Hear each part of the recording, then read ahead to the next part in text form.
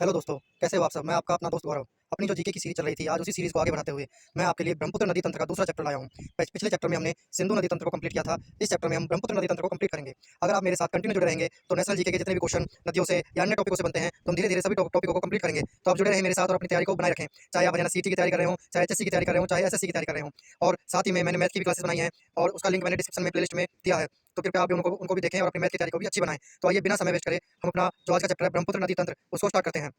हमने सिंधु नदी तंत्र में पढ़ा था कि जो सिंधु नदी है वो मानसरोवर के पास जो चेमायुद्र ग्लेशियर है, यहाँ मैंने आपको कुछ चित्र पहले बना दिए हैं ताकि टाइम वेस्ट ना हो। यानी मानसरोवर हमारी झील है, जो उसके पास एक ग्लेशियर था चेमायुद्र ग्लेशियर। चेमायुद्र ग्लेशियर का जो पृष्ठ था उसको पोखर चुका जाता था, जहाँ से सिंधु नदी निकली। लेकिन इसी ग्लेशियर का जो निचले हिस्सा है इसको एंग्सी ग्लेशियर कहा जाता है। एंग्सी ग्लेशियर कभी कभी एंग्ली ग्लेशियर भी कहा जाता है। इसी ग्लेशियर से एक जलधारा निकलती है और इस जलधारा को नाम दिया जाता है तिब्बत में सांको। क्योंकि ये कैलाश श्रेणी है, मैंने आपको पिछले वीडियो में बताया था कैलाश श्रेणी सारी ही तिब्बत में पड़ती है। तो वहाँ इसको सांको कहा जाता है। उसके बाद जब ये जलधारा आगे बहती है, आगे ये पूर्व की तरफ बहती है, तो ऊपर तिब्बत है, तिब्बत की राजधानी लहासा। वहाँ से लहासा नदी निकलती है और ब्रह्मपुत्र नदी की ऊपर की तरफ से गिरने वाली सबसे पहली सहायक नदी बनती है लहासा नदी। उसके बाद लहासा नदी को साथ लेते हुए ये नदी आगे चलती है। आगे चलने के बाद यहाँ अरुणाचल प्रदेश का क्षेत्र पड़ता है। अरुणाचल प्रदेश के क्षेत्र में ही तिब्बत में से एक और नदी निकलती है और उस नदी को नाम दिया जाता है दिबांग। दिबांग नदी। और ये दिबांग नदी ब्रह्मपुत्र नदी यानी सांको नदी में अपना जल गिराती है। तो यहाँ इसकी दो सहायक नदी हो गई। आगे चलकर आपको ये पर्वत सा दिखाई दे रहा होगा, मैंने ये बॉक्स पर्वत टाइप में बनाया है। इसका नाम है नामचा बारवा। नामचा बारवा। ये जो अपना पूर्वी हिमालय है उसका सबसे ऊंचा शिखर है पूर्वी हिमालय का। और इसमें एक जो पास बनाया है, ये कुछ गहरा किया है, ये दर्रा आपको दिख रहा है, इसको यांगदाब दर्रा कहा जाता है। यांगदाब दर्रा, जहाँ से जो सांगपो नदी है वो लहासा दिबांग को साथ लेते हुए अरुणाचल प्रदेश के नामचा बारवा में यांगदाब दर्रे से होते हुए अरुणाचल प्रदेश यानी भारत में प्रवेश करती है। भारत में जब अरुणाचल प्रदेश में प्रवेश कर जाती है तो इस नदी को अरुणाचल प्रदेश में नाम दिया जाता है और वो नाम होता है दिहांग।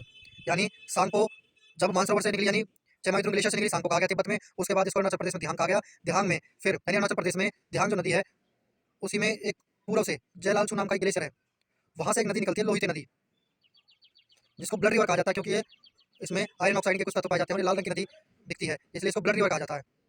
ये लोहित नदी इसमें अरुणाचल प्रदेश में दिहांग में मिल जाती है। तो यहाँ इसका जो अरुणाचल प्रदेश में तीन नदियों का समागम हो गया है, दिबांग का, दिहांग का और लोहित नदी का। यानी जो तीनों नदियाँ हैं, दिबांग प्लस दिहांग प्लस लोहित नदी, ये तीनों नदी मिलकर जब ये असम की सीमा पर आते हैं तो असम में प्रवेश करते हैं। असम में प्रवेश करते ही इस नदी को पहली बार ब्रह्मपुत्र कहा जाता है। यानी इस नदी का नाम ब्रह्मपुत्र असम में पड़ता है। आगे चलकर यही नदी आगे चलती है। आगे चलने के बाद सिक्किम और भूटान से दो नदी इसमें समाहित होती है। भूटान से जो नदी आती है इसको वांगचू नदी कहा जाता है और असम में जाकर इस नदी को वांगचू को ही रहता कहा जाता है। सिक्किम से तिस्ता नदी निकलती है, जो सिक्किम की चोलामू झील है, ऊंचाई पर स्थित भारत की सबसे ऊंची झील, वहां से तिस्ता नदी निकलती है जिसको लाइफ लाइन ऑफ सिक्किम कहा जाता है। ये सिक्किम से निकलकर ये भी असम में ब्रह्मपुत्र नदी में मिल जाती है। उसके बाद जब ये नदी आगे बहती है असम में ही, तो एक बड़ी चट्टान इसके सामने आती है। तो ये नदी उसके दोनों तरफ से यानी उसको चारों तरफ से घेरते हुए पानी आगे प्रवाहित कर देती है और बीच में एक स्थल भाग उभरा हुआ दिखाई देता है जिसको द्वीप द्वीप कहा जाता है। क्योंकि द्वीप वो होता है जो चारों तरफ से पानी से घिरा होता है और इसका नाम है माजुली द्वीप। ये विश्व का सबसे बड़ा हुआ तैरता हुआ द्वीप है, माजुली द्वीप। फिर उसके बाद ये नदी आगे बढ़ती है। आगे बढ़ने के बाद एक छोटी चट्टान आती है, उसको भी ऐसे ही पार करती है और इसको नाम दिया जाता है पिकॉक द्वीप। इसको उमानंदा द्वीप भी कहा जाता है, उमानंदा द्वीप। फिर ये नदी इस चट्टान को पार करके आगे बढ़ती है। आगे धुबरी सीमा, धुबरी पट्टी आती है। धुबरी पट्टी जो असम और बांग्लादेश के बॉर्डर पर है, वहां से ये बांग्लादेश में प्रवेश करती है। बांग्लादेश में जब ये प्रवेश करती है तो इसी नदी को जमुना कहा जाता है। बांग्लादेश में ब्रह्मपुत्र नदी का नाम जमुना हो गया। उसके बाद ये नदी आगे चलती है और बांग्लादेश को पार करते हुए ये नदी बंगाल की खाड़ी में गिर जाती है। बंगाल की खाड़ी में ये नदी गिर जाती है। इसी नदी का समागम एक मेघना भी बनती है, लेकिन वो गंगा के साथ होता है। ये नदी इधर कट जाती है, उसको मेघना कहा जाता है। गंगा के साथ ये मिलकर दोनों नदियां सुंदरवन डेल्टा बनाती है, गंगा ब्रह्मपुत्र डेल्टा बनाती हैं। फिर ये बंगाल की खाड़ी में गिरती है, उसको हम जो गंगा नदी तंत्र पढ़ेंगे उसमें पढ़ेंगे। तो आइए एक बार जल्दी जल्दी दोबारा से रिपीट कर लेते हैं। मानसरोवर झील है, उसके पास चेमायुद्र ग्लेशियर का निचली हिस्सा एंग्सी ग्लेशियर, वहां से नदी निकली सांको और तिब्बत की राजधानी लहासा से लहासा नदी निकलकर सांको में मिल जाती है। उसके बाद ये जलधारा जो सांको नदी वो आगे चलती है। आगे चलकर तिब्बत से ही दिबांग नदी निकलकर सांको में मिल जाती है।